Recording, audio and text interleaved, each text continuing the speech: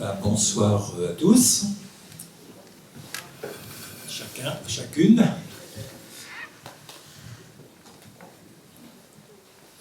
Voilà, cette rencontre a été préparée par nous quatre. C'est peut-être important de faire les présentations en commençant. Donc, Caroline Pelletier, responsable diocésaine de la communication. Marie-Hélène Belot, déléguée épiscopale pour tout ce qui est problème de pédophilie. Emmanuel Jolivet, directeur diocésain de l'enseignement catholique, et moi-même. Moi, je vous propose peut-être de commencer par un court temps de prière. On peut demander que l'Esprit Saint habite nos cœurs et nous aide à discerner, mais aussi à décider. Et je vous propose de lire le texte d'aujourd'hui tiré du livre de la sagesse. Voilà, ce jour, donc, c'est vendredi 12. Lecture du livre de la sagesse. De nature, ils sont inconsistants, tous ces gens qui restent dans l'ignorance de Dieu. À partir de ce qu'ils voient de bon, ils n'ont pas été capables de connaître celui qui est. En examinant ses œuvres, ils n'ont pas reconnu l'artisan. Mais c'est le feu, le vent, la brise légère, la ronde des étoiles, la violence des flots, les luminaires du ciel gouvernant le cours du monde, qu'ils ont regardés comme des dieux. S'ils les ont pris pour des dieux, sous le charme de leur beauté, ils doivent savoir combien le maître de ces choses leur est supérieur, car l'auteur même de la beauté est leur créateur. Et si c'est leur puissance et leur efficacité qui les ont frappés, ils doivent comprendre à partir de ces choses combien est plus puissant celui qui les a faites, car à travers la grandeur et la beauté des créatures, on peut contempler par analogie leur auteur. Et pourtant, ces hommes ne méritent qu'un blâme léger, car c'est peut-être en cherchant Dieu et voulant le trouver qu'ils se sont égarés. Plongés au milieu de ses œuvres, ils poursuivent leurs recherches et se laissent prendre aux apparences. Ce qui s'offre à leurs yeux est si beau. Encore une fois, ils n'ont pas d'excuse. S'ils ont poussé la science à un degré tel qu'ils sont capables d'avoir une idée sur le cours éternel des choses, comment n'ont-ils pas découvert plus vite celui qui en est le maître?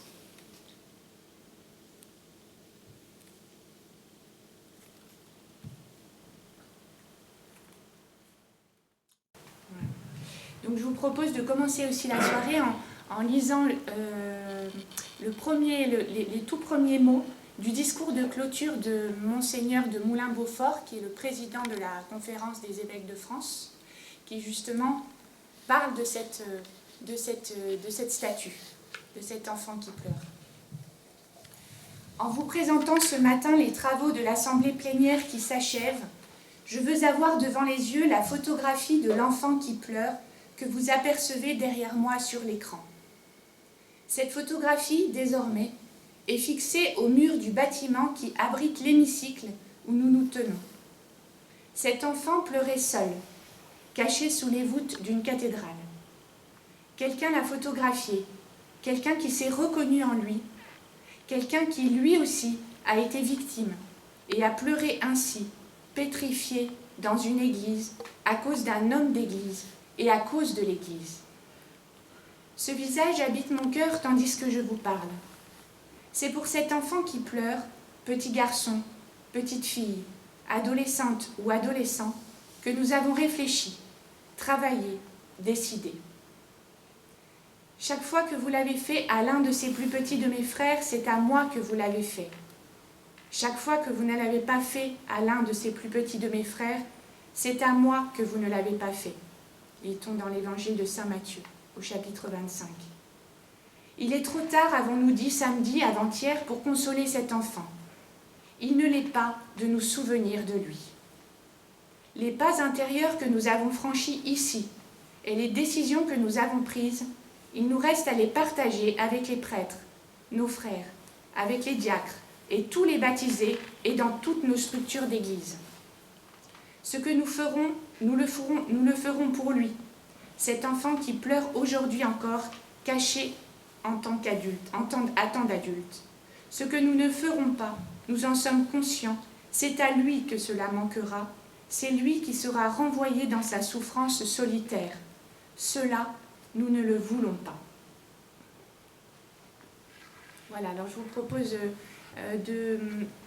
pendant cette soirée d'étudier 3 temps forts. D'abord, nous allons voir les points forts de l'Assemblée plénière de Lourdes, les moments importants qui se sont déroulés pendant cette Assemblée. Ensuite, nous verrons un peu les résolutions principales qui ont été prises pendant cette Assemblée par les évêques. Et ensuite, nous parlerons plus concrètement des actions que nous entreprenons dans le diocèse d'Agen. Quelque chose d'un peu exceptionnel donc cette année, parce que tout au long de la semaine, on a travaillé avec des laïcs, des religieux, des diacres. Et je vois par exemple Dominique Bostine, qui est parmi nous, là, a participé à un atelier au cours de la semaine. Là. Où est-ce qu'il est, Dominique? Je cherche. Voilà, oui. Donc tu pourras parler aussi, Dominique. Mais c'était vraiment quelque chose de nouveau. Et maintenant, on va prendre l'habitude, à chaque fois que nous réunirons à Lourdes, eh bien de travailler non pas seul, entre nous, dans l'entre-soi, mais avec des laïcs. Et moi, le mot qui m'a marqué tout au long de la semaine, c'est le mot clameur. Parce qu'on a eu plusieurs séquences. Hein. La première séquence pendant 2 jours, là, tout à fait au début, c'était sur l'écologie intégrale. Et on avait invité des personnes en grande précarité qui ont pris la parole. Et donc c'était pour faire, pour approfondir la fameuse phrase du pape François, « clameur de la terre et clameur des pauvres ». Et ça a été assez riche parce que on s'aperçoit que des personnes en grande précarité, je pense par exemple à Marcel qui était dans mon groupe, et puis à Raymond, eh ben, ils ont pris la parole pour dire ben, voilà ce qu'on attend de l'Église.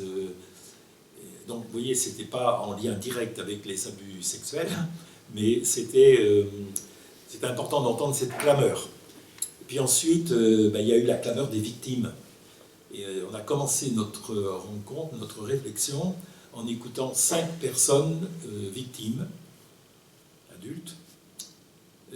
Parmi les 5, j'en connaissais 3, Marie-Hélène aussi, parce que depuis quelque temps, là, les évêques m'avaient confié un groupe de travail autour de la prévention. Et donc ces personnes victimes, on a été amené à les rencontrer de manière régulière. Alors Brigitte, par exemple, Véronique, Francis. Et alors ça a été vraiment, au début de notre réflexion, là, vraiment un grand coup dans l'estomac, parce que, en gros, voilà, ils nous ont fait le reproche, à nous évêques, et à ceux qui nous ont précédés dans les diocèses, de ne pas avoir fait un travail sérieux, quoi. Il ne faut pas oublier que cette réflexion porte sur les années 1950 jusqu'à aujourd'hui, quoi. Hein. Donc 70 ans. Voilà. Le rapport Sauvé, que nous avons reçu aussi, qui voilà, nous a fait un choc, hein, porte sur ces années-là, hein, de 1950 à aujourd'hui.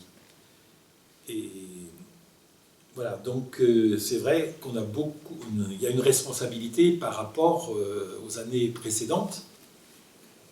Qu'est-ce que nous n'avons pas fait, pas voulu voir, pas su traiter, pas voulu traiter.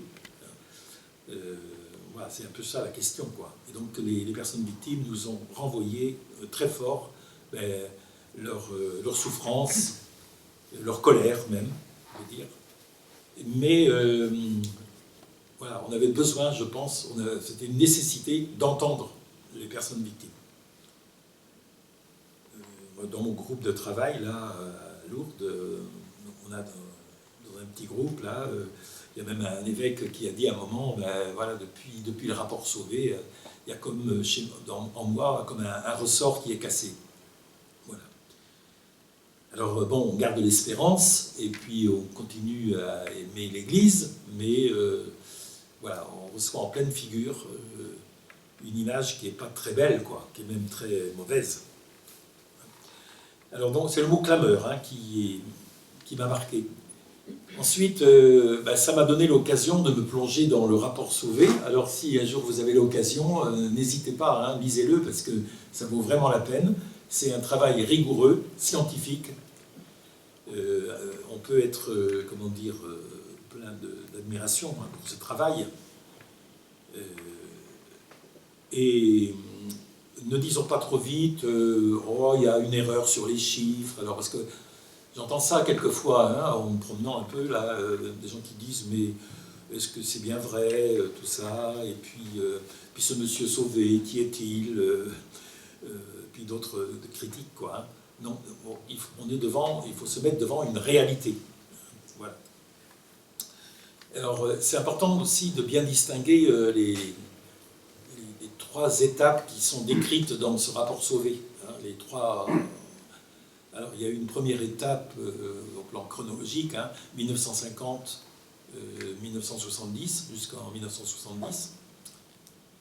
Une période où l'Église avait tout en main, d'un point de vue éducatif, à travers le sport, à travers la musique, à travers le catéchisme, à travers la chorale. Et l'Église était pratiquement la seule instance éducative. En plus, bon, il y avait des prêtres dans toutes les petites paroisses. Bon. Donc les abus sexuels ont été commis surtout dans cette période-là. Et ça continue ensuite, hein, bien sûr, jusqu'à aujourd'hui. Hein.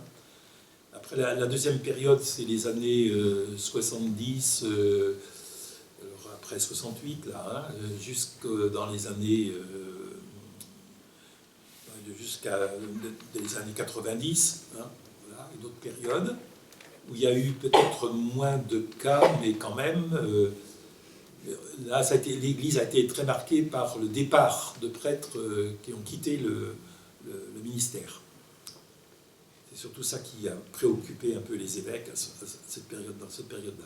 Et puis on arrive à la dernière période, c'est surtout à partir de l'an 2000 qu'on a commencé à prendre des mesures dans l'Église de France. Ça a commencé d'abord par un petit guide autour de la pédophilie.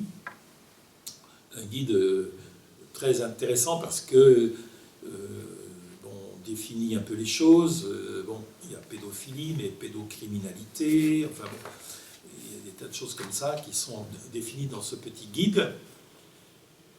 Et puis, ensuite, il y a eu en 2016 d'autres mesures qui ont été apportées, en particulier en 2016-2018, où on a mis en place 4 groupes de réflexion sur la prévention et la protection des mineurs. Ensuite, un groupe sur l'aspect mémoriel. Donc ça aboutit, vous voyez, à cette photographie-là, qui est maintenant à Lourdes, bien placée pour que tout le monde voit. Le groupe mémoriel. Ensuite, il y avait aussi un groupe autour de... peut-être faut-il parler d'indemnités, de contributions, comment aider les personnes qui ont subi des abus, des agressions sexuelles, comment les aider à se reconstruire. Est-ce que vous ne pourrez pas faire un fonds de dotation, mettre de l'argent au service de ces personnes pour se reconstruire. Et puis il y a un groupe, alors c'est plus délicat là, mais quel suivi après, quand un prêtre a commis un crime, qu'il a été donc en prison, quand il a purgé sa peine, qu'est-ce qu'on fait ensuite, quoi? Comment aider, comment accompagner ce prêtre? Voilà, il y avait un peu toutes ces questions-là dans les années soit 2016, 2018 jusqu'à maintenant. Mais maintenant, il y a une étape vraiment décisive, et c'est vraiment totalement nouveau, avec ce rapport Sauvé, qui, encore une fois, apporte beaucoup d'éléments très intéressants, avec peut-être un manque, on ne dit pas grand-chose dans le rapport Sauvé sur le profil psychologique des agresseurs. C'est très orienté sur les victimes et sur comment l'Église n'a pas fait son travail, hein, mais alors par rapport au profil psychologique des coupables, pardon, il y a très peu de choses en fait. Voilà. Ensuite, une autre chose que j'ai senti aussi pendant l'Assemblée de Lourdes, là, un peu deux types de pression. Une première pression venant des victimes. On a bien senti qu'il fallait aboutir non pas à des textes ou des... Alors, bien sûr, des textes, c'est important. Hein. Il faut mettre noir sur blanc un peu des décisions, mais surtout des actes concrets. Hein. Arrêtons de parler, mais prenons des décisions concrètes. Voilà. Il y a ça. Et puis, un autre type de pression, alors vous allez voir, c'est pas sans lien avec ce qui est proposé maintenant dans les paroisses, là, autour du synode.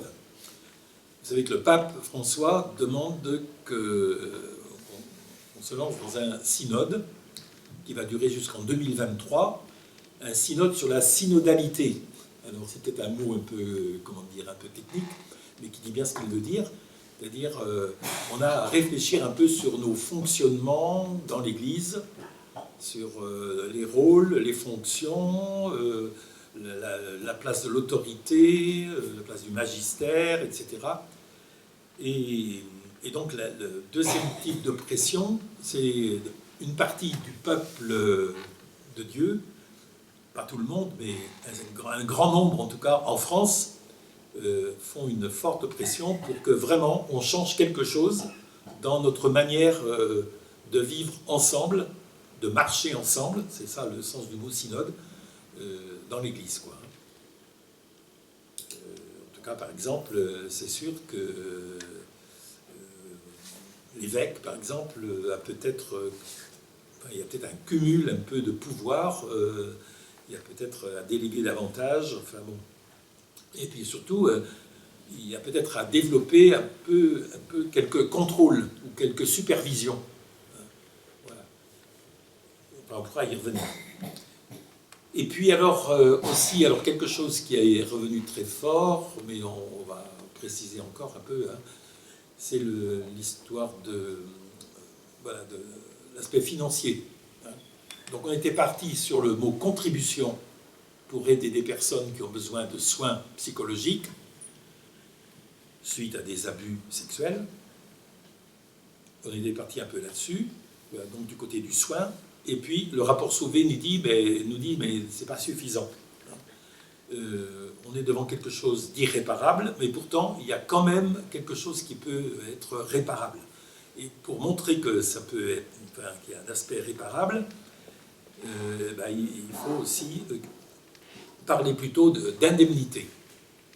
Voilà, donc la grande question, c'est ça, hein, comment on va faire un fonds de dotation, avec quel argent, et on va en reparler tout à l'heure, mais il y a des choses à revoir. Voilà, et puis encore une chose, finalement, on peut être très préoccupé par, comment dire, on est très préoccupé par les décisions concrètes, les actes concrets, mais n'oublions pas aussi la finalité, c'est-à-dire l'Église, elle est signe de salut au milieu du monde. Et on a honte, hein, parce que l'Église n'est pas toujours à la hauteur, quoi. Alors, je crois en l'Église une, sainte, catholique et apostolique. On dit ça pratiquement tous les dimanches, j'espère tous les dimanches. Mais l'Église est sainte, oui, mais elle est composée de pécheurs aussi. Voilà. Il faut donc le rappeler. Et c'est pas pour rien que toutes les célébrations eucharistiques commencent toujours par une liturgie pénitentielle. Et on se reconnaît pécheur devant Dieu avant de célébrer l'Eucharistie. Voilà. Et donc n'oublions pas la finalité. Ce qu'on veut, c'est une Église qui soit vraiment au service du Christ, quoi, au service de l'Évangile. Et donc nous avons un travail de conversion à faire. C'est ça le mot qui convient, peut-être. Voilà. On pourra revenir aussi sur des mots un peu, le mot systémie par exemple, hein, qui est très présent dans le rapport Sauvé. Il y a au moins une dizaine de pages là-dessus. Qu'est-ce qu'on entend par là? Donc, c'est lié un peu à la responsabilité collective de l'Église. Je vous lis un peu la définition que M. Sauvé, là, enfin, le rapport Sauvé, donne. Tous les mots ont de l'importance, hein, vous allez voir. Au-delà du registre du droit, les violences sexuelles dans l'Église mettent en évidence une responsabilité plus diffuse, de nature institutionnelle, structurelle ou systémique. Il ne s'agit plus d'imputer un acte sur une base juridique, mais, écoutez bien la suite, mais de s'interroger sur les traits collectifs et les modes de fonctionnement qui ont obéré et parfois empêché la révélation, la prévention et le traitement pertinent par l'institution des agressions sexuelles. Voilà, moi ça me donne beaucoup à réfléchir, cet aspect, disons, responsabilité diffuse. Au cours de l'histoire, en tout cas, il y a eu des fonctionnements, des manières de faire dans l'Église qui ont empêché de voir. On n'a pas voulu voir, on n'a pas su traiter, on n'a pas voulu traiter certaines situations. Voilà un petit peu ce que je voulais dire en commençant, un peu mes impressions. Ça a été très rude, mais un grand moment de collégialité entre nous évêques, et puis aussi de synodalité, puisque tout au long de... Alors, il y a eu un moment important au moment de l'Assemblée aussi, où il y a eu des ateliers. Alors, Caroline, donc, tu nous présentes un peu... Alors, oui, je vais vous présenter les principaux moments, en fait, de l'Assemblée. Oui. Je vous présente donc les moments forts de l'Assemblée plénière. D'abord, de la bouche même des évêques, en fait. Ils ont vraiment noté quelques étapes fortes. D'abord, il y a eu le premier jour, avec l'écoute dont vous parlez, Monseigneur, de 5 victimes, qui a beaucoup marqué les évêques, voilà. Parce qu'ils ont reçu vraiment ce témoignage voilà, en pleine figure, et voilà, ils ont vraiment pris conscience, certainement encore plus, de l'ampleur de ce qui se passait. Donc Monseigneur de Moulin-Beaufort a ainsi dit « Nous ne sommes pas devenus prêtres pour avoir part, même malgré nous, à des actes meurtriers ». On voit que voilà, cette phrase, je trouve, résume bien la prise de conscience des évêques sur ce sujet. Ensuite, les évêques à mi-parcours, donc ça a duré, l'assemblée a duré une semaine. À mi-parcours, ils ont fait une déclaration qui était une étape importante, puisqu'elle est vraiment une étape de reconnaissance. Reconnaissance d'abord de la responsabilité institutionnelle de l'Église dans ces violences. Donc, elle a été affirmée dans un document écrit qui a été publié tout de suite, donc au milieu à la moitié de cette assemblée. Également, on reparlera de ça, Monseigneur en parlait de la dimension systémique de ces violences. Alors, qu'est-ce que ça signifie? On en reparlera. Et aussi la reconnaissance d'un devoir de justice et de réparation de la part de l'Église. Et donc, des mots de Monseigneur de Moulin-Beaufort, cette décision est pour nous tous une libération. À la fois, on voit cette prise de conscience, ce poids énorme, et en même temps une libération de pouvoir dire oui. Voilà, nous reconnaissons notre responsabilité. C'est ce qui peut aussi ouvrir à d'autres chemins, à des chemins de reconstruction et de réparation. Ensuite, un peu plus tard dans l'Assemblée, il y a eu un temps de recherche avec les amis de l'Église. Je reprends les mots des évêques. À partir des recommandations de la SIAZ, donc il y a, je crois, 45 recommandations qui ont été faites par la SIAZ. Ce sont simplement des recommandations, donc après c'était aux évêques de décider ce qu'ils retenaient, de décider de s'en inspirer, de s'en éloigner, voilà. C'était à eux de décider à partir de ces propositions qui étaient faites dans le rapport. Et pour cela, les évêques se sont entourés de laïcs, de religieux, de religieuses, de jeunes engagés, de scouts, tout un tas de personnes de statuts différents, amis de l'Église, qui sont venus pour réfléchir avec eux voilà, sur ces points de recommandation et savoir ce qu'on conserve, ce qu'on peut, ce dont on s'inspire, etc. Nous nous étions, sans le savoir, préparés à recevoir l'énergie, la volonté, la colère parfois, l'exigence avec laquelle ils ou elles sont arrivés. On imagine bien ce tourbillon qui a dû envahir l'Assemblée avec toutes ces personnes qui sont venues avec toute leur tristesse, leur colère aussi, comme nous ce soir. Le dernier temps de l'Assemblée, c'est le temps des résolutions, puisque en une semaine, les évêques s'étaient donné ce timing de se dire, voilà, en une semaine, on doit définir des résolutions, on doit repartir avec un programme. Alors, nos résolutions constituent un vaste programme de renouvellement de nos pratiques de gouvernance à l'échelle des diocèses et à l'échelle de l'Église en France. Nous nous réjouissons de pouvoir avancer dans ce grand travail de manière synodale en faisant confiance au sens de la foi des fidèles laïcs, prêtres et diacres, consacrés et consacrés.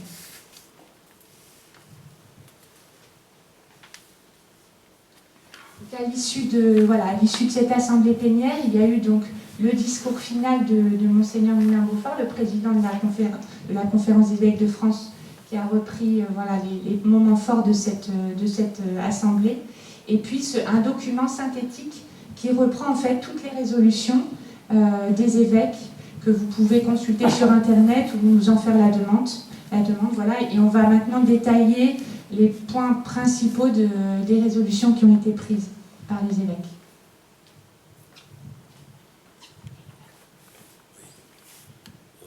Je ne veux pas être le seul à parler. Emmanuel, Marie-Hélène, vous pouvez aussi prendre la parole. Peut-être une première décision. Oui, voilà, c'est projeté. Voilà. Création de l'INIRR, Instance nationale indépendante de reconnaissance et de réparation. Donc, je vous ai parlé tout à l'heure du problème financier. On va vers une indemnité versée donc à des personnes victimes. Et donc, pour déterminer qui a besoin de cette indemnité, il faut évidemment une instance qui regarde un peu des dossiers. Parce que c'est évidemment sur dossier et sur présentation, voilà. C'est pas n'importe qui comme ça qui peut se pointer un bon matin en disant j'ai besoin d'argent, j'ai été victime, il faut vérifier, voilà. Alors ça peut être des personnes qui ont été victimes autrefois, même si c'est prescrit, on prend ça en compte. Et donc, Madame Marie de Reims, de Vaucresson, a été donc nommée par nous, les évêques.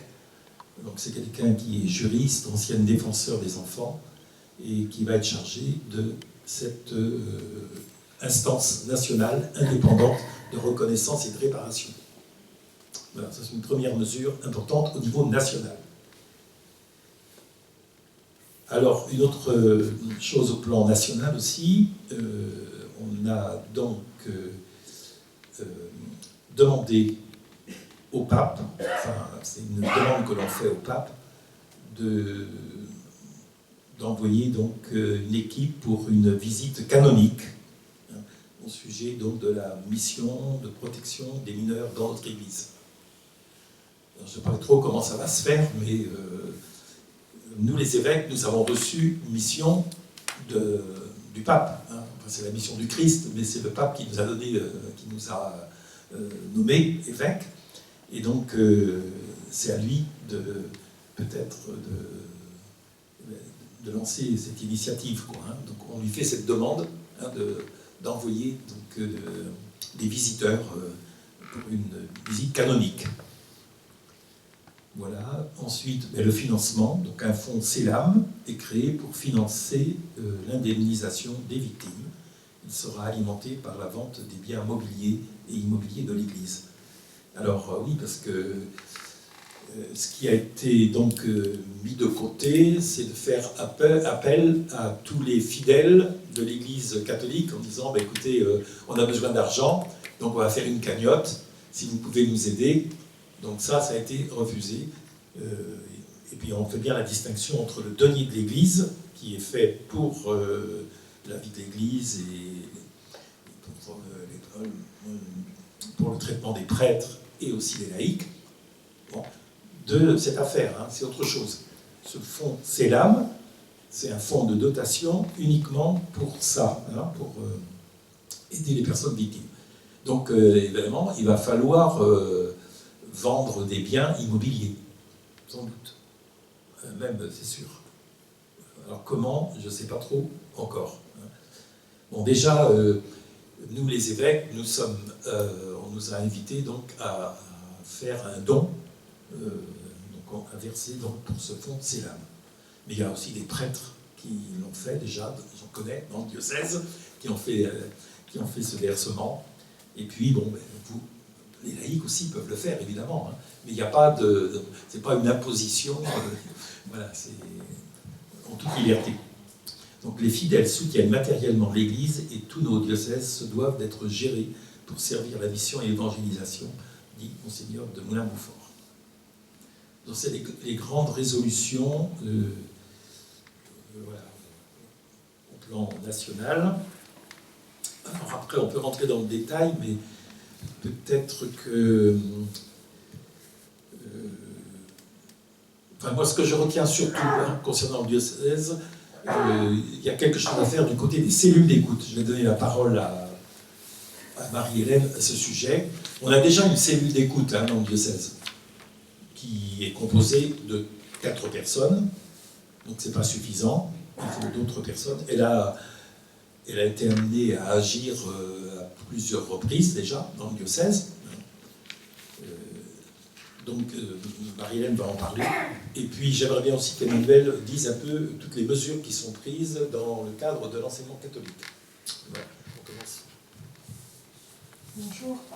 Alors, nous nous sommes basés sur les recommandations de la SIAS, la recommandation 18, qui dit privilégier des cellules intégralement composées de laïcs afin de limiter les risques de confusion pour les victimes et le risque que des tensions éthiques ne se fassent jour pour les volontaires impliqués dans les cellules. Donc la cellule d'écoute au niveau du diocèse, donc ce sont des personnes laïques, on va essayer d'étoffer un petit peu cette cellule. Il y a un mail que vous avez là, parole de victime @diocèse47.fr. Donc les victimes écrivent sur ce mail en donnant simplement leurs coordonnées et un membre de la cellule d'écoute les rappelle pour fixer un rendez-vous. Pour les personnes qui n'ont pas de mail, elles peuvent s'adresser à l'évêché, vous voyez le numéro, et comme ça à l'évêché, pareil, ils font un mail pour préciser juste les coordonnées de la personne. Pour les personnes qui ne veulent pas s'adresser à l'église, il y a le numéro de France Victime et le numéro de protection de l'enfance. Donc voilà, par rapport à la cellule d'écoute, c'est important d'en informer largement autour de vous parce que, bon, on n'a pas beaucoup d'appels et on ne se dit pas que c'est forcément bien parce que peut-être que c'est simplement parce que les gens ne sont pas au courant. Donc, informer. Merci. On peut savoir qui y a dans la cellule d'écoute. Alors on peut dire les noms, oui, pourquoi pas. Donc il y a Monsieur Prévost, Bernard Prévost, qui a été préfet dans la Nièvre, à Nevers, qui a été aussi ambassadeur de la République démocratique du Congo, ambassadeur de France au Congo, et puis qui a été aussi au niveau national, il a été donc, responsable de la gendarmerie. Voilà. Enfin, il a eu des responsabilités importantes et il a été aussi, plus récemment, président des apprentis d'Auteuil. Donc il a une grande expérience. Et voilà. Il y a aussi une dame de la paroisse de Saint-Pierre et Paul-en-Brullois, Brigitte Dardot, qui a été autrefois Formatrice dans ton oui, formatrice et qui connaît bien aussi ce sujet, hein, voilà, un peu, qui a des compétences un peu en psychologie aussi. Voilà. Et puis il y a Georges Bastier qui, lui, a été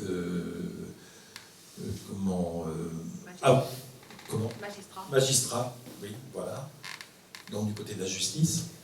Mais il nous manque des gens un peu plus encore du côté de la psychologie, peut-être un médecin, enfin voilà. Et puis, donc déjà, bon, il y a une cellule d'écoute, et dans tous les diocèses maintenant, il y a une cellule d'écoute.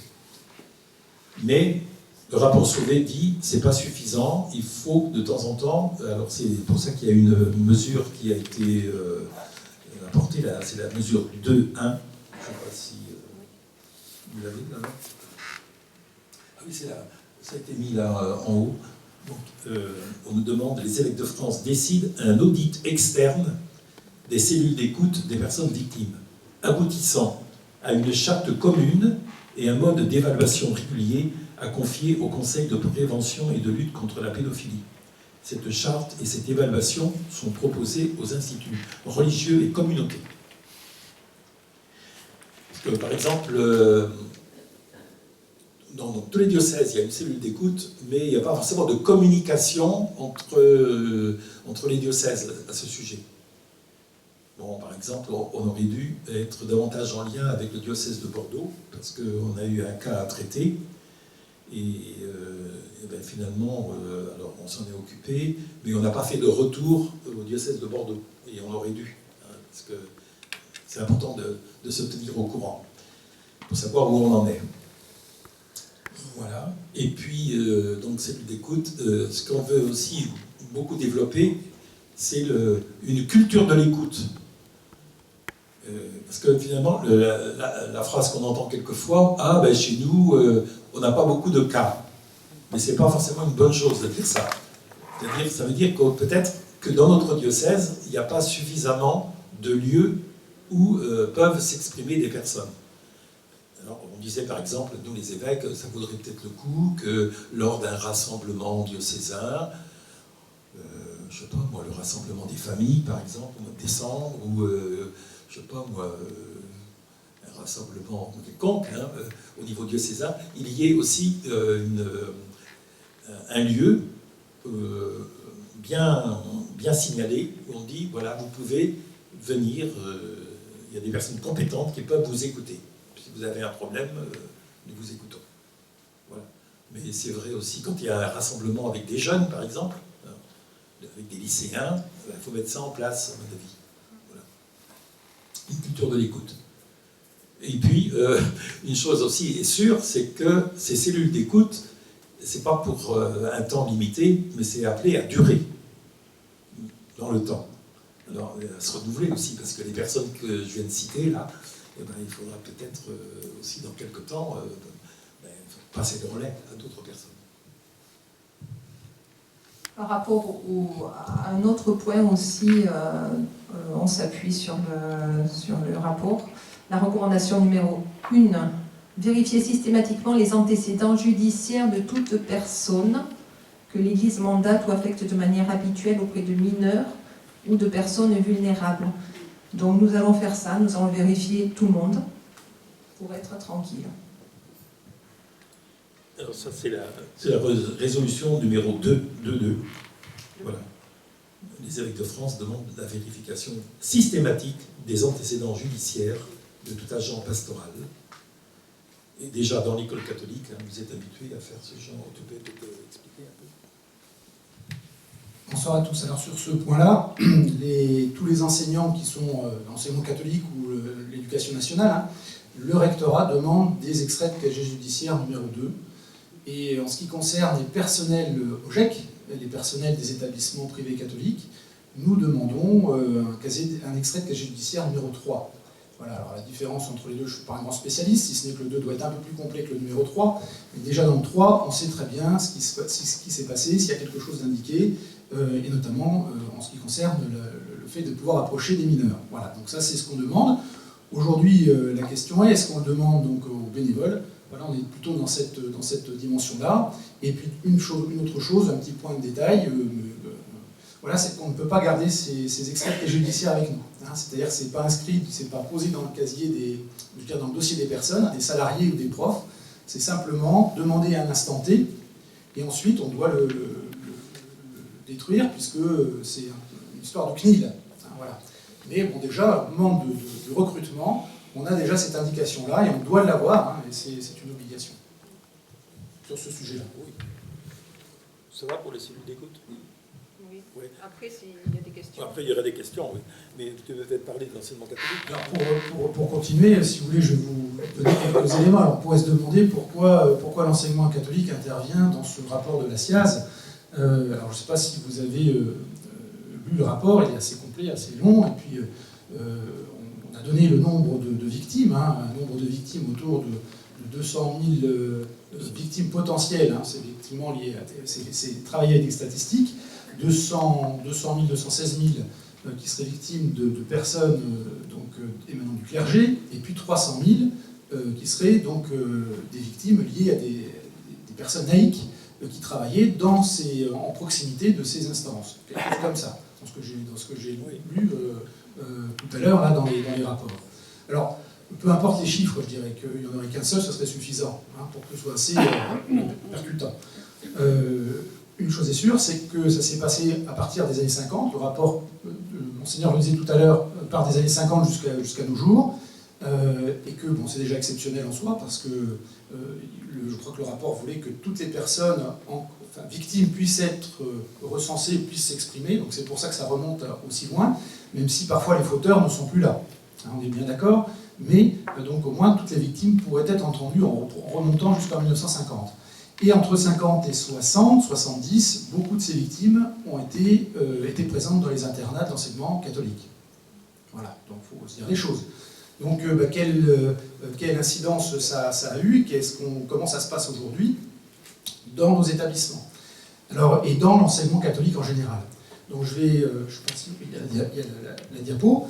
Tout d'abord, donc les mesures, il y a eu des mesures de prise, bien avant le rapport de la SIAZ, depuis 2018. L'enseignement catholique, le secrétariat général de l'enseignement catholique, a mis en place un programme de protection des publics fragiles. Vous voyez, on aime bien les acronymes, hein, PPPF, voilà un programme de protection des publics fragiles. Ça va, c'est très très large, ça dépasse la pédocriminalité. C'est toutes les maltraitances qu'on peut trouver, psychologiques, physiques, jusqu'à la cybercriminalité aujourd'hui, le harcèlement sous toutes ses formes, et puis également, c'est évidemment la pédocriminalité. Voilà. Donc ce programme, il est décliné dans des petites brochures que tous les chefs d'établissement ont dans leurs établissements. S'ils ne l'ont pas, les nouveaux, on va leur donner. Donc 5 thèmes, 5 fascicules. Alors le premier, c'est de la lutte contre la maltraitance à la bientraitance éducative. Donc, ça explique un peu à tout le monde comment on doit faire. Enfin, très clairement, tout est procéduré. On n'a pas à se poser de questions aujourd'hui, quoi. Voilà. Tout est sous procédure. Donc d'ailleurs, procédure en matière de protection des mineurs, tout le cadre législatif qu'on doit avoir. Un autre point, c'est pas tout d'avoir les procédures, il faut aussi savoir recueillir la parole de l'enfant, témoin ou victime. On doit savoir être à l'écoute et créer des dispositifs d'écoute aussi. Hein, voilà, c'est la même chose, hein, ce qu'on a dit dans le diocèse. Et puis un autre aspect qui est le secret professionnel, la discrétion professionnelle, le devoir de réserve, la confidentialité, savoir ce qu'on met derrière tout ça. Hein, souvent, et puis je rajouterais aussi un petit peu le poids et la valeur de la confiance. Vous savez, parfois on peut être amené dans les établissements à recevoir un jeune qui vient nous dire, écoutez, je veux bien vous dire quelque chose, mais je vous fais confiance, il ne faut pas le répéter. Bon, voilà, jusqu'où va la confiance, quoi. Et de ce témoignage-là, qu'est-ce qu'on en fait? Donc il y a une façon de l'entendre, il y a une façon de le prendre, et puis il y a une façon de le traiter. Et pour ça, il y a des procédures. Alors, ça, c'est sur l'aspect, je dirais, un peu technique des choses, que le secrétariat général a accompagné ces établissements et les communautés éducatives. Alors, sur le plan local et diocésain, eh bien, on l'a décliné. C'est-à-dire qu'il y a dans chaque diocèse un délégué au PPPF, hein, qui va se former régulièrement. Alors, Quand je dis ça, ça se met en route. Là, ça s'est mis vraiment en route depuis l'an passé. Donc on était en plein Covid, c'était pas évident. Donc cette année, on va avoir notre délégué qui va pouvoir aller en formation parisienne et puis pouvoir faire le relais pour les établissements. Jusqu'à présent, le PPPF, c'était la direction de l'ECZ en direct. Hein, aujourd'hui, on est toujours dans le cadre de la direction de l'ECZ, mais avec un de ses membres qui sera un petit peu plus mandaté, missionné. Et puis, sur le plan local, je dis, il y a un état des lieux. Ben oui, parce qu'on avait une réunion mercredi dernier à Marmande, à Notre-Dame-la-Salle, avec les collègues, et puis on s'est toujours précédé avant d'une réunion de comité de direction, un petit peu, la direction de l'ECZ, des chargés de mission, réunion des chargés de mission, savoir un petit peu comment on voit les choses, et puis l'actualité, comment ça se passe, qu'est-ce qu'on peut faire. Et puis on s'est dit, mais il faudrait peut-être prendre aussi un petit peu la tendance de ce qui se passe chez nous en 47, quoi, par rapport à tout ça. Il y a tout un battage médiatique.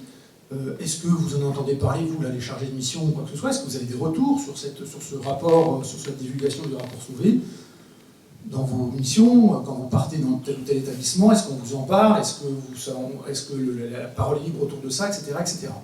Et puis, très vite, on est 7, hein, on appelle ça le G7, hein, on est 7 autour de la table, donc personne n'avait trop entendu parler. Et puis, on s'est dit, mais peut-être qu'il faut interroger les collègues, les chefs d'établissement. Ça pourrait être intéressant de savoir, de prendre leur témoignage, de dire, sans aller dans les détails hein, des affaires, mais est-ce que vous avez rencontré des affaires de pédocriminalité en général, et puis des affaires de pédocriminalité dans l'Église, hein, comme ça donne quelques indications. Donc je vous donne les résultats de ce petit sondage que l'on a fait là, ensemble, hein, en toute transparence.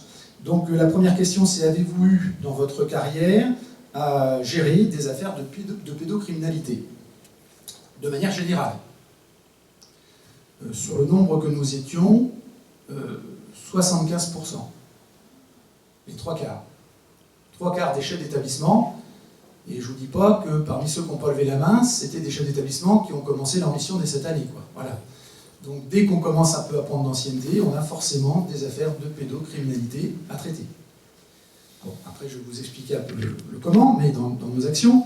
Mais donc 3/4, ça représente, en ce qui me concerne à titre personnel, en 20 ans de carrière, c'est pas loin d'une dizaine de signalements au procureur.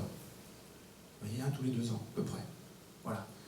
Je pense que c'est à peu près une statistique qui se retrouve un petit peu partout. Hein. Tout dépend un petit peu des endroits où on est chef d'établissement, quand on enseigne, etc. Enfin bon, ça touche toutes les catégories socio-professionnelles. Ça aussi également, c'est important. Voilà. Donc 3/4 avaient eu affaire à cela. Ensuite, on a posé la question: combien d'entre vous ont eu en charge des affaires de pédocriminalité dans le 47? La moitié. La moitié des personnes présentes. 50% des chefs d'établissement présents ont eu à traiter ces questions-là. Je dis bien d'une manière générale, puisque après est venue la question suivante, c'était: combien d'entre vous ont eu connaissance, pas forcément à traiter, mais connaissance d'affaires de pédocriminalité liées à des personnes d'église? Posez la question, hein. Entre nous, on se pose des questions, on est en toute confiance comment ça marche. Là, donc, j'ai eu 2 mains qui se sont levées, les 2 pour dire que c'était des affaires hors 47, puisqu'on vient d'extérieur, c'était sur d'autres régions de France. Alors ça ne veut pas dire qu'il ne s'est rien passé en 47, hein, pas du tout, mais par rapport aux personnes qui étaient présentes, ça vous donne un peu quelques indications. Ça vous dit surtout que 3/4 des chefs d'établissement qui étaient là, qui ont affaire à des affaires de pédocriminalité, à traiter des affaires de pédocriminalité, ils l'ont fait, c'était dans un domaine hors Église. C'est-à-dire que c'est bien, c'est important que l'on traite le cas des victimes liées à l'Église, et c'est important de le faire, il faut le faire, mais parmi nos collègues, aujourd'hui, là, ceux qui étaient là, les 3/4, ce sont des affaires, pour la plupart du temps, des affaires familiales. Voilà. Bon, c'est simplement pour vous donner des éléments d'analyse et des éléments de contexte. Ensuite, en ce qui concerne une autre question qui a été posée, vous voulez savoir, est-ce que vous avez eu un retour de témoignage ou quelque chose lié à l'issue du rapport de la SIAZ? C'est-à-dire, est-ce qu'on est venu vous en parler? Est-ce qu'on est venu vous donner témoignage de quelque chose suite à la divulgation de ce rapport? Là, il y a 2 mains qui se sont levées, mais visiblement, c'était pour le même témoignage. Voilà. Hein, donc, je ne dis pas que c'est peu, hein, je dis que c'est le constat que nous avons fait, et je voulais vous le donner aussi un petit peu. Et puis, alors du coup, qu'est-ce qui se passe pour nous, aujourd'hui, là c'est peut-être ce qui explique les 75% hors cadre de l'Église, enfin, attention, 75%, hein, 75% des chefs d'établissement qui ont eu des affaires à traiter, c'était pas dans le cadre de l'Église.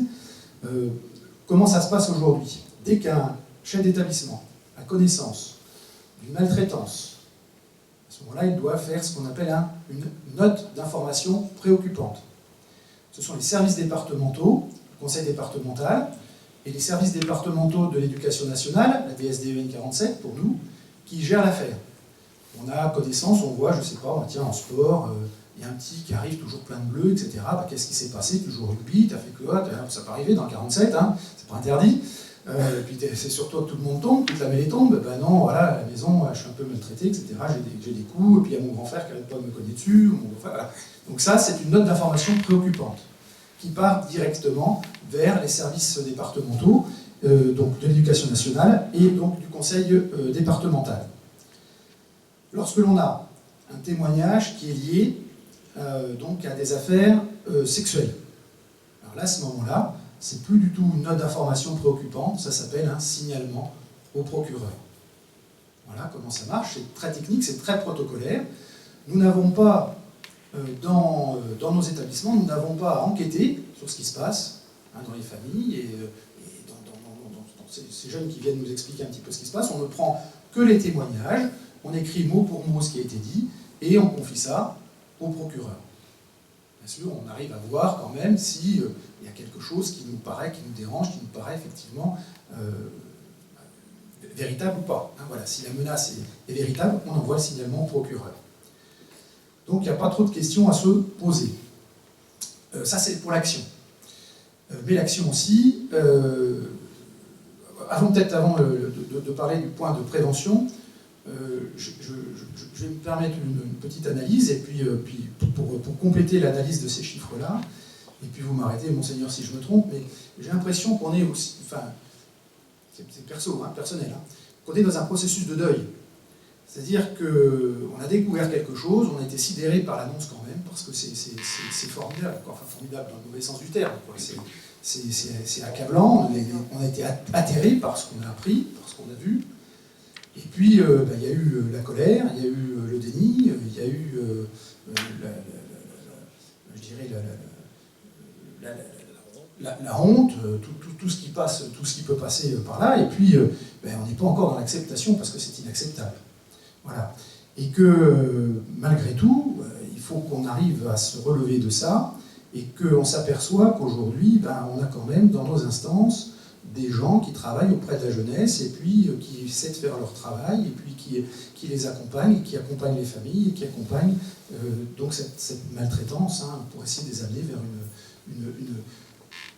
je vais reprendre un terme et une analyse qu'a fait un prêtre dans un excellent sermon, je ne dirais pas qui c'est, mais vient de Villeneuve-sur-Lot, qui a dit il faut qu'on arrive à passer de la bienveillance à la bienfaisance maintenant. Voilà, c'est-à-dire qu'il ne faut pas seulement vouloir le bien, il faut le faire. Et je crois qu'on est dans cette démarche-là, dans l'Église, et je trouve courageux la démarche qui a été faite par l'Église catholique, et je crois qu'il faut que chacun à sa place essaie de prendre à son compte ce qu'il y a à faire, et effectivement, lorsqu'on est au contact des jeunes, que ce soit dans les mouvements de la paroisse, ou les scouts, ou l'école catholique, il faut qu'on soit là aussi en lien et en liaison, et pour essayer d'apporter tout ce qu'on peut à cette œuvre. Voilà, je ne parle pas évidemment bien sûr des réparations, parce que ce n'est pas notre sujet, c'est pas non plus notre sujet, mais sachez que nos instances et nos professionnels qui sont proches des publics des jeunes travaillent à sa protection et du mieux qu'il peut. Voilà. Alors donc la prévention, c'est quelque chose qu'on fait aussi, qu'on travaille de façon diocésaine. On la travaille autour de ce qu'on appelle l'EARS. L'EARS, c'est l'éducation affective, relationnelle et sexuelle. C'est pas toujours facile, c'est pas évident. Et ce qui n'est pas évident aujourd'hui aussi, c'est de travailler avec le bombardement des réseaux sociaux qu'on peut avoir. Ce qui n'est pas évident non plus, parce que quand je vous ai donné les chiffres que je vous ai donnés sur les violences sexuelles, familiales et autres, là, c'est que le Covid ne nous a pas aidés non plus.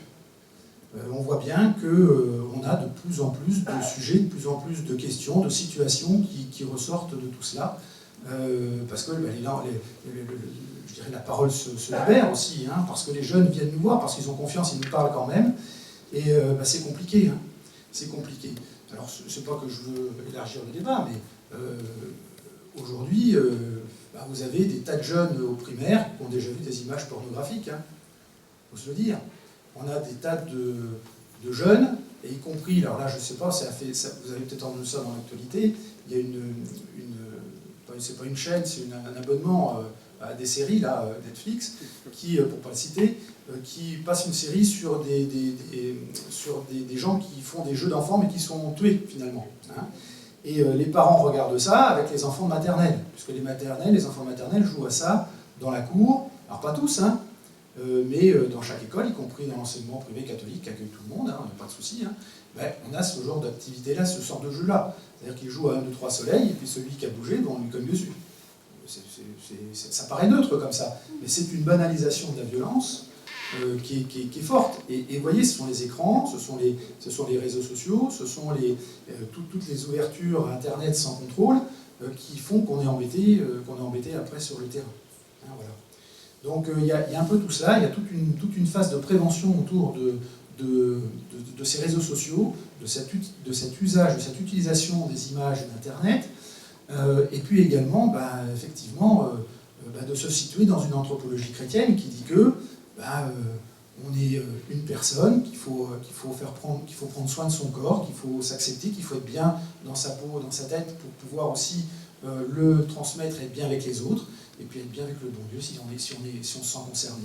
Voilà. Et donc ça, cette mission de EARS, elle est très compliquée. On est en train de recruter au sein de nos établissements des personnels, parce que vous voyez ça aussi, là on disait on ne peut pas parler de ça avec n'importe qui, et n'importe qui ne peut pas arriver en classe avec des élèves pour parler de ça. Donc il faut qu'on ait vérifié effectivement que chacun puisse intervenir auprès des jeunes. Il faut qu'on puisse assurer une certaine confidentialité. Donc pour cela, il ne faut pas que ce soit des gens issus d'un même établissement, il faut que ce soit d'un établissement à l'autre. Donc il faut créer un réseau, et puis il faut être formé, il faut être sûr qu'on ne rentre pas dans un système non plus mercantile, parce que ça existe aussi, hein, des gens qui nous vendent des formations pour ensuite récupérer de l'argent, donc ce n'est pas du tout l'objet. Donc, comme c'est notre préoccupation, que c'est celle des paroisses, que c'est celle des mouvements scouts, que c'est celle du diocèse, on a dit qu'on allait travailler tous ensemble, parce qu'on le fait déjà, mais on va le faire encore plus là-dessus. Je vais vous laisser, donc, parce que j'ai assez parlé, je vais vous laisser, donc Marie-Hélène, vous parler de ce projet de ARS qu'on avons tous ensemble. Nous avons déposé, dans le cadre du budget participatif citoyen, vous en avez peut-être pas entendu parler l'an dernier, mais on a déposé un projet, donc au nom de la DDEC, et pour tous les partenaires de la DDEC, donc l'aumônerie, les scouts. Le projet qui s'intitule Éducation à la paix. Donc l'idée c'est de pouvoir acquérir des grands panneaux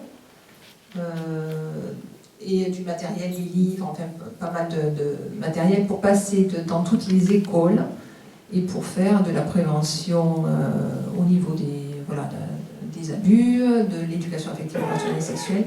Et au-delà de tout ça, c'est essayer de développer les compétences psychosociales. Vous regarderez sur Internet, compétences psychosociales, c'est-à-dire qu'on peut connaître pas mal de choses sur la sexualité, mais si on ne sait pas dire non, si on ne sait pas s'affirmer, si on ne sait pas bien communiquer, en fait, ça ne servira à rien. Et du coup, c'est vraiment aider les enfants à développer leurs compétences psychosociales. Voilà, donc ça c'est pour le projet. Donc on vous invite à voter pour ce projet quand ça va sortir. Sinon, pour continuer au niveau de la formation dans le diocèse, les prêtres vont être formés, les catéchistes ont commencé à être formés, on va former largement. Et pour vous former en attendant, vous pouvez regarder sur le site Vive Familial 47. Parmi les décisions importantes là, des évêques, il y en a une qui me touche beaucoup, là, c'est que je vais essayer de mettre en œuvre dans les jours qui viennent. Nous avons décidé que dans chaque diocèse, d'établir un protocole avec le procureur de la République. Déjà, il y a 17 diocèses en France qui ont fait ça. Alors, bon, habituellement, quand, comme disait, un peu dans la ligne de ce que disait tout à l'heure Emmanuel, quand on apprend quelque chose, à propos d'un prêtre, par exemple, eh ben, tout de suite, moi, je vais voir le procureur de la République. Mais justement, c'est peut-être important qu'il y ait un protocole qui soit bien écrit, hein, entre le parquet et le diocèse. Voilà. Alors quel est l'intérêt de ça? Ça permet d'être plus rapide dans les décisions. Et puis, le problème qu'on a souvent, c'est qu'on a fait un signalement, puis ensuite on ne sait pas ce que ça devient. C'est-à-dire, on n'a pas le retour. Et là, donc, l'évêque pourrait dire au procureur, ben, écoutez, je vous ai écrit il y a quelque temps, qu'est-ce que ça devient à propos d'un tel, quoi, hein, voilà. Et donc, le protocole permettrait d'aller plus vite et d'être plus précis dans la démarche, dans le processus. Merci d'avoir aidé. Donc, Vive familiale 47. Vous avez en haut prévenir les abus. Alors, vous verrez renforcer l'estime de soi, outils pour les enfants, outils pour les adultes. Si vous cliquez sur prévenir les abus, vous avez le site de la Conférence des évêques de France, donc avec tout ce qu'on vous a dit, les numéros importants, et au fond, là, ce sont pour les personnes qui sont attirées par les enfants. Voilà, pour faire de la prévention. Ensuite, si vous allez sur outils pour les enfants, donc il y a des livres.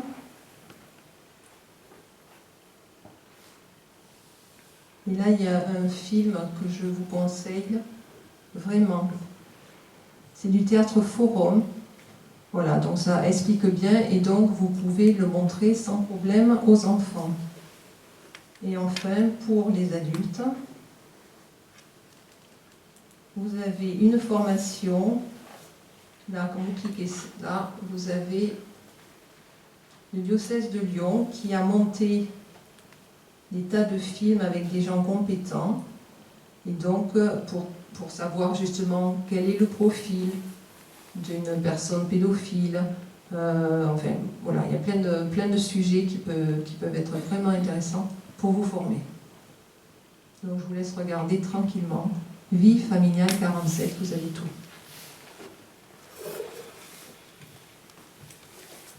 Et les adultes fragiles, ils s'en occupent à quel endroit? Alors, ça, c'est un autre dossier qui va être... vous savez, donc, il y a la conférence des évêques, mais il y a aussi ce qu'on appelle la COREF, qui est le Conseil pour les religieux de France. Hein. Et donc, avec ma sœur Véronique Margron, il y a tout un travail qui est fait sur les problèmes d'emprise ou d'abus, d'agression sexuelle sur des adultes. Et donc, il y a aussi ce dossier-là qui va être ouvert, hein, et qu'il faut regarder de près aussi. Le rapport Sauvé, ça concernait les mineurs, protection des mineurs. Voilà. Donc on n'a pas fini, hein, il y a encore d'autres aspects. Voilà. Oui, Thibaut ? J'ai une question par rapport à... Vous avez parlé du casier judiciaire. Le sujet du casier judiciaire. J'ai eu l'occasion de monter des camps avec des animateurs. Et donc on demande le casier judiciaire des animateurs bénévoles. Alors, c'était il y a déjà quelques temps, parce que je n'avais pas fait beaucoup des dernières années. Mais est-ce que ça a évolué? À ma connaissance, c'est le responsable du camp, en l'occurrence, ou le responsable de l'établissement, qui ne peut pas avoir accès lui-même au casier judiciaire des personnes, mais donc doit demander aux animateurs eux-mêmes, ou aux professeurs, etc., de présenter, ou aux prêtres, de présenter leur casier judiciaire. Ouais, c'est toujours le cas. Ouais, toujours le cas. C'est une demande sur Internet, vous pouvez le faire chez vous en rentrant. Hein.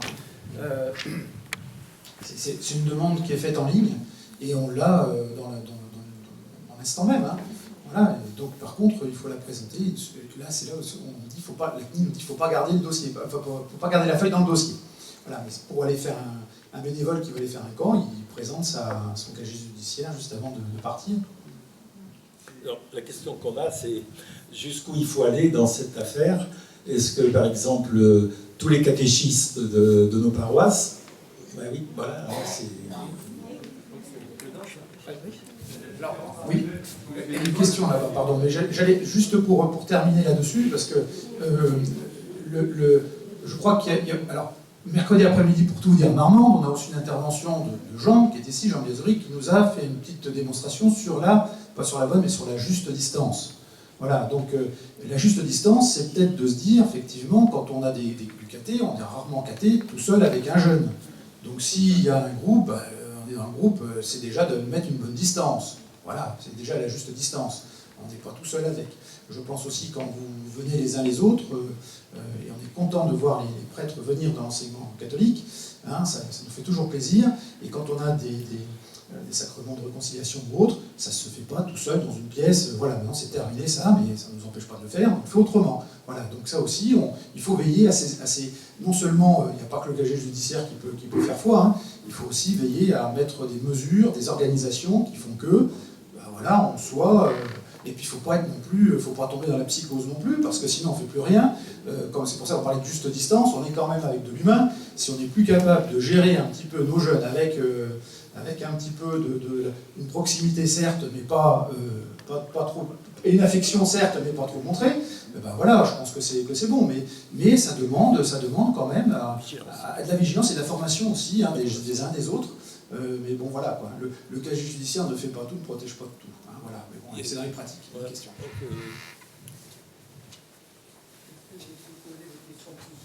Oui. On est là pour ça. Hein. Alors j'ai simplement deux questions très très simples. Qu'est-ce que vous souhaitez préconiser pour diffuser la culture du rapport de la SIAZ dans les paroisses? Parce que je pense que ce rapport n'est pas forcément bien connu ou encore bien accepté par certains catholiques, certains paroissiens. Donc voilà, il faut quand même, je pense, proposer la diffusion. Comment faire la publicité de ce numéro de téléphone au sein des paroisses, des mesures concrètes, parce qu'il va y avoir des consignes données aux prêtres de paroisse. Deuxième question, c'est si je connais une personne qui a été abusée il y a déjà longtemps, qu'est-ce que je lui dis? Et très concrètement, à partir de maintenant, qu'est-ce qui change par rapport à avant? Et qu'est-ce qui va être fait concrètement? Est-ce que vous pouvez prendre un exemple, un cas type? Voilà, dans le diocèse, voilà comment on va s'occuper de cette personne. Mais vraiment avec un exemple très concret, avec une sorte de timing, avec qui va-t-il rencontrer, quelle aide psychologique va-t-il avoir. Je ne parle pas de l'aspect financier, j'ai bien compris que ça c'est un dossier qui va courir à long terme, mais là aussi j'ai une question très concrète. Est-ce que tout va remonter à Paris à travers la structure mise en place par la CEF et puis confiée à madame, j'ai oublié le nom, enfin, voilà.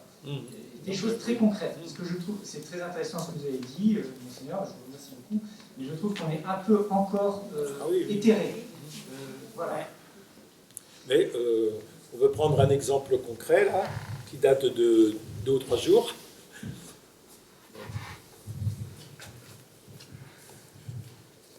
Un exemple qui date de 2 ou 3 jours, une personne donc, qui a été victime dans la période des années 50, là. Et alors qu'est-ce qu'on fait? Bon, tout de suite, on lui dit, écoutez, voilà, on a une cellule d'écoute, il y a 2 personnes qui peuvent... alors, cette personne donc s'adresse au diocèse, on prend les références téléphoniques, et on recontacte la personne en lui disant, ben voilà, il y a 2 personnes de la cellule d'écoute qui vont prendre le temps de nous écouter. Voilà, déjà. Si c'est quelque chose de plus récent, là, il n'y a pas de 36 solutions. Hein, il faut faire un signalement au procureur de la République. Et c'est l'évêque qui le fait, évidemment. Mais peut-être pas forcément tout seul, mais en tout cas, il y a une démarche urgente. Après, qu'est-ce qui se passe? Eh bien, le procureur demande à la gendarmerie de faire une main courante, on fait une enquête, tout ça, bon, discrètement, et voilà, et quelques temps après, et ben, normalement, on a le résultat. Alors ça peut être classé sans suite, ou il peut y avoir un problème, voilà, d'un point de vue pénal, hein, bien sûr.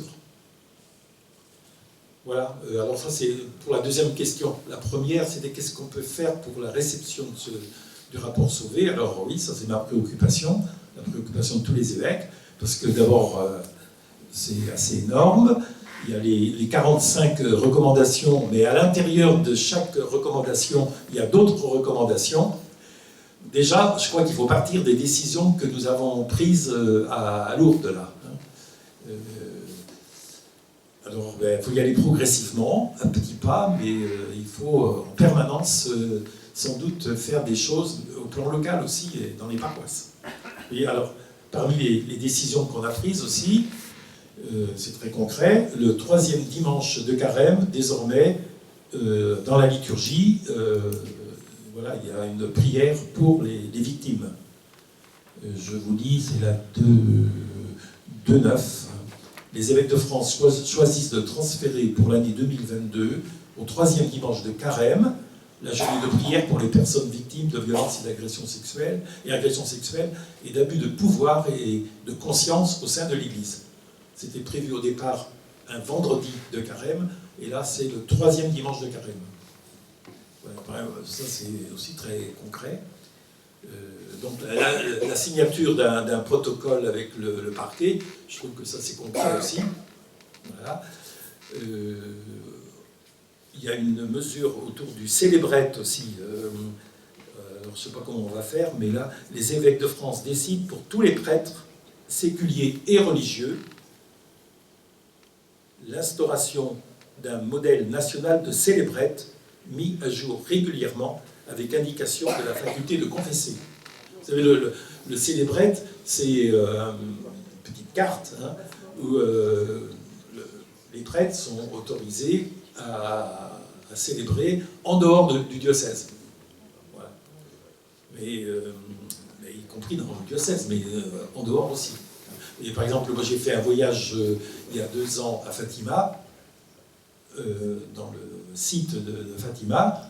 Systématiquement, il fallait présenter le célébrette, même moi, évêque.